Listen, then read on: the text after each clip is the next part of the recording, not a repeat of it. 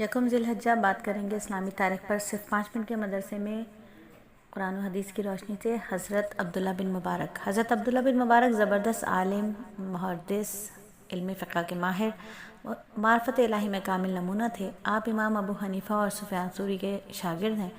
امام صاحب اور دیگر اہل علم کی بڑی قدر کرتے تھے۔ آپ کو علم حدیث سے خاص تعلق تھا۔ ہزاروں طلباء نے آپ کے درس میں شریک ہو کر علم حدیث حاصل کیا۔ ان کی شہرت ان کی عزت پر مامون رشید جیسا خلیفہ بھی رشک کرتا تھا۔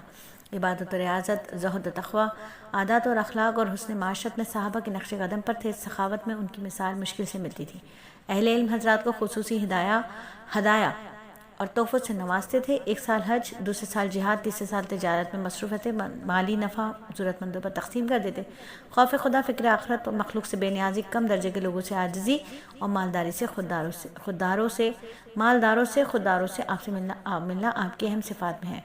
63 سال کی عمر میں 181 ہجری میں وفات پائی۔ اور امبر مچھلی کی بات کریں کہ سمندر میں اللہ کی جو بے تحاشا مخلوق ہے، مچھلیوں میں بہت سی قسمیں، ان میں ایک مچھلی ہے امبر یعنی ویل۔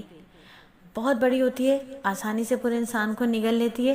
اس مچھلی کے پیٹ سے خوشبودار مومیائی مادہ نکلتا ہے جسے امبر کہتے ہیں، جس سے قیمتی دوائیں عطر بھی بنتا ہے۔ جب اس مچھلی کے پیٹ میں امبر پیدا ہو جاتا ہے تو اسے الٹی کر دیتی ہے اور پھر سمندر کے پانی پر جھاگ کی شکل میں تیرنے لگتا ہے۔ مچھلی سے جمع کر کے بازار میں فروخت کر دیتے ہیں۔ اس طرح لوگ اس قیمتی چیز سے فائدہ اٹھاتے ہیں۔ اللہ کی قدرت کا کرشمہ، جب ویل مچھلی کی موت کا وقت قریب آتا ہے تو سمندر سے نکل کر خشکی پر آ جاتی ہے، وہاں اس کا دم نکلتا ہے۔ اس طرح بغیر کسی پریشانی کے اتنی بڑی مچھلی خود شکار بن کر لوگوں کے غذا مہیا کر دیتی ہے، اور یہ اللہ کی بہت عظیم قدرت ہے۔ اور ایک فرض کے بارے میں بات کریں کہ قرآن میں اللہ فرماتا ہے، اللہ ہی ہے جس نے تم کو پیدا کیا، وہی تمہیں روزی دیتا ہے، اور پھر وقت آنے پر وہی تمہیں موت دے گا، اور وہی تم کو دوبارہ زندہ کر دے گا۔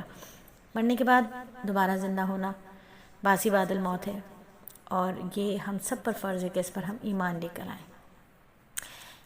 ایمان لانا فرض ہے باسی بعد الموت پر، کہ ہم نے مرنا ہے اور مر کر دوبارہ زندہ ہونا ہے۔ اور ایک سنت کے بارے میں بات کریں کہ طواف کی 2 رکعت میں مسنون قرات کیا تھی۔ حضرت جابر رضی اللہ تعالیٰ عنہ فرماتے، رسول اللہ صلی اللہ علیہ وآلہ وسلم نے طواف کی دونوں رکعتوں میں سورہ کافرون اور سورہ اخلاص پڑھی۔ اور ایک بہت ہی اہم عمل کی فضیلت کہ رسول اللہ صلی اللہ علیہ وآلہ وسلم نے فرمایا، جس نے خوش دلی اور قربانی کے جانور کے بدلے ثواب کی نیت سے قربانی کی تو یہ اس کے لیے جہنم سے روکنے کا سبب بنے گا۔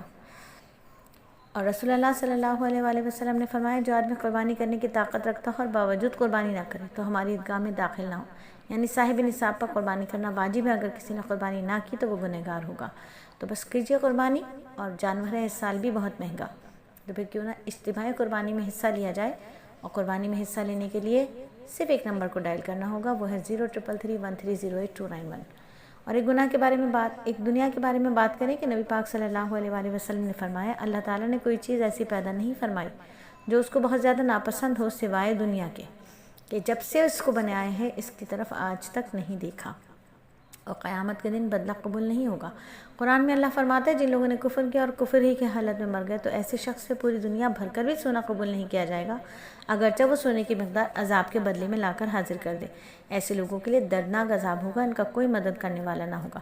اور زمزم کے بہت فوائد ہیں۔ رسول اللہ صلی اللہ علیہ وآلہ وسلم نے زمزم کے بارے میں فرمایا، یہ مکمل غذا ہے، بیماریوں کے لیے شفا ہے۔ ابن قیم رحمۃ اللہ علیہ فرماتے ہیں کہ میرا اپنا ذاتی تجربہ ہے کہ زمزم پینے سے استسقاء کا مریض ٹھیک ہو جاتا ہے۔ استسقاء ایک ایسی بیماری ہے جس سے پیٹ بڑھ جاتا ہے اور پیاس بہت لگتی ہے۔ اور قرآن نصیحت کرتا ہے، اے ایمان والو، جب جمعے کے دن نماز کے لیے اذان کہی جائے تو تم اللہ تعالیٰ کی یاد یعنی خطبہ اور جمعہ پڑھنے کے لیے چل پڑو، اور خرید و فروخت اور دوسرے کام دھندے چھوڑ دیا کرو، یہ تمہارے لیے زیادہ بہتر ہے۔ الحمدللہ 5 منٹ کا مدرسہ صرف اور صرف 4 منٹ 10 سیکنڈ میں مکمل ہوا۔